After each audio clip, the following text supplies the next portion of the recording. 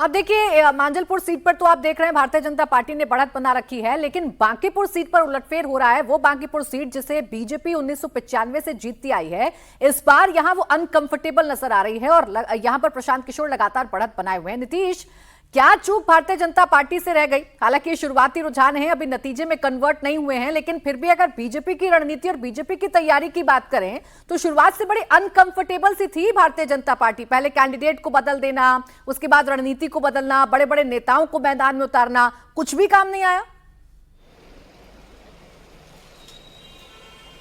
जी हाँ, बिल्कुल। यदि इस जो रुझान जिस तरह से आ रहे हैं, मैं आपको पांचवें राउंड का रुझान बता दूं। 2319 वोट से प्रशांत किशोर आगे चल रहे हैं चुनाव आयोग के आंकड़े के अनुसार, और प्रशांत किशोर को 8971 वोट मिले हैं, जबकि नीरज कुमार जो बीजेपी के उम्मीदवार हैं उनको 6652 वोट मिले हैं। तो लगातार पांचवें राउंड में भी प्रशांत किशोर आगे चल रहे हैं, और जो जानकारी आ रही है हमें सूत्रों के हवाले से कि छठे राउंड में भी प्रशांत किशोर आगे चल रहे हैं। तो लगातार जिस तरह से प्रशांत किशोर ने बढ़त बना रखी है, हालांकि बहुत छोटी बढ़त है, लेकिन इससे ये दिख रहा है कि मुकाबला काफी कांटे का है। और सही कह रही थी आप कि बीजेपी ने जो उम्मीदवार सबसे पहले घोषित किया उसको जिस तरह से वापस लिया गया, उनके बारे में जिस तरह की बातें आई, फिर जो दूसरा उम्मीदवार दिया उनकी शैक्षणिक योग्यता को लेकर भी जिस तरह की बातें कही गई, वहां से प्रशांत किशोर ने बढ़त बनानी शुरू कर दी। और लगातार उन्होंने अपने वोटरों के बीच यही रखा कि देखिए, बीजेपी जो है चाहती है कि किसी को भी वो चुनाव मैदान में उतार दे तो उसकी जीत हो सकती है। बीजेपी ऐसा सोचती है, और कुछ पार्टी के नेताओं के बयान का भी जिक्र उन्होंने किया। हालांकि कोई आधिकारिक बयान ऐसा आया नहीं था जिसमें उन्होंने कहा कि कुत्ता बिल्ली कोई भी खड़ा हो, बीजेपी कहती है हम उसे जिता देंगे।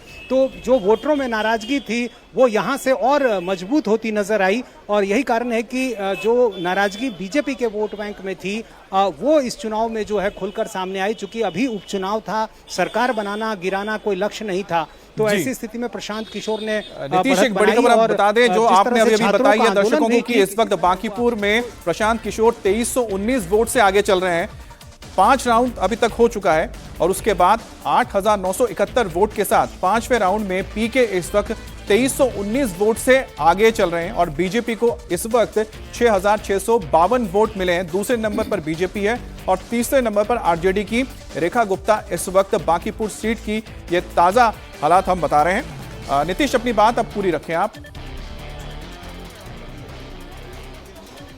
देखिए, जो रुझान दिखाई दे रहे हैं उसमें एक संकेत साफ तौर पर दिख रहा है कि आरजेडी की मुश्किलें बढ़ने वाली है, क्योंकि लंबे समय से प्रशांत किशोर की कोशिश यही थी कि जो एनडीए का एक लंबे समय से यहाँ पर शासन चल रहा है उसके बीच एक जगह बनाई जाए। नीतीश कुमार के बाद जो एक नए पॉलिटिकल वैक्यूम की बात कही जा रही थी उसमें किसी तरह से एंट्री ली जाए, तो इस उपचुनाव से उसके जो संकेत हैं वो दिख रहे हैं। और जिस तरह से आरजेडी तीसरे नंबर पर यहाँ दिखाई दे रही है, तो ऐसी स्थिति में आने वाले समय में तेजस्वी यादव की मुश्किलें बढ़ सकती हैं। प्रशांत किशोर जो है वो जगह लेने की कोशिश जरूर करेंगे आने वाले समय में। हालांकि ये सिर्फ एक उपचुनाव के रुझान से कहना अभी मुश्किल है, लेकिन जो संकेत दिख रहे हैं उससे ऐसा लग रहा है कि प्रशांत किशोर ने आरजेडी के साथ साथ बीजेपी के भी वोट बैंक में सेंधमारी की है। यदि ये आगे भी जारी रहता है तो निश्चित रूप से बीजेपी और आरजेडी दोनों के लिए एक अपना सवाल मैं जोड़ देता हूं। और जब प्रशांत किशोर, सवाल यही है कि आप बता रहे कि सेंधमारी की, तो आखिरकार किस तरह से इस पूरे चुनाव को मैनेज किया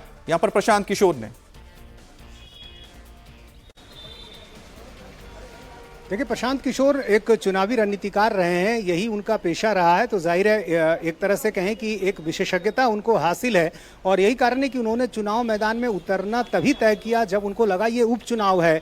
आपको याद होगा इससे पहले जब आम चुनाव थे वहां प्रशांत किशोर के नाम की चर्चा जरूर थी, लेकिन वो खुद चुनाव मैदान में आखिरी समय में हट गए। लेकिन उपचुनाव में उन्हें ये लगा कि जो वजहें थी आम चुनाव में उनके साथ वोटरों के नहीं जुड़ने की, वो इस वक्त नहीं है। और उस वक्त ये नहीं है कि यहाँ पर कोई सरकार का बनाना बिगाड़ना लक्ष्य नहीं है। बिहार में जो सामाजिक समीकरण के हिसाब से वोटिंग होती है उसमें किनकी सरकार बनानी है ये लक्ष्य तो होता ही है, साथ ही साथ ये भी लक्ष्य होता है कि किसको नहीं बनानी है, किसकी नहीं बनने देनी है। तो चूंकि ये सारी चीजें उपचुनाव में सामने नहीं थी, इसलिए प्रशांत किशोर को लगा कि जो बीजेपी का कोर वोट बैंक है उनको अभी जोड़ने का विकल्प उनके पास है और ये वोट बैंक जोड़ा जा सकता है। परिस्थितियां भी उनके साथ आई और जिस तरह से शुरू में ही बीजेपी का उम्मीदवार जो है उसको लेकर जो विवाद सामने आया, जो दूसरा उम्मीदवार भी आया वो बहुत ज्यादा उसकी शैक्षणिक योग्यता को लेकर सवाल सवाल खड़े हुए और प्रशांत किशोर के मुकाबले वो चेहरा शुरू से ही कमजोर दिख रहा था। बिल्कुल इसके नीतीश, अलावा अब ऐसा छात्रों का बड़ा आंदोलन इसी चेहरा समय हुआ। क्यों नहीं तेजस्वी भारतीय भी जनता चुनाव पार्टी प्रचार ढूंढ से पाई? खड़े हो क्योंकि ये तय है कि नितिन नबीन अगर बीजेपी के राष्ट्रीय अध्यक्ष बन रहे हैं, राज्यसभा जा रहे हैं, तो इस सीट पर उपचुनाव होने हैं। ये वक्त भारतीय जनता पार्टी के पास था, उसके बाद भी कोई मजबूत चेहरा ना ढूंढ पाना ये बताता है कि भारतीय जनता पार्टी की जो रणनीति रही इस सीट पर वो कहीं ना कहीं कमजोर रही, जिसका फायदा इस वक्त प्रशांत किशोर को मिल रहा है। शुक्रिया आपका नीतीश और अनुराग, हमारे साथ जुड़ने के लिए, तमाम जानकारी हम तक पहुंचाने के लिए।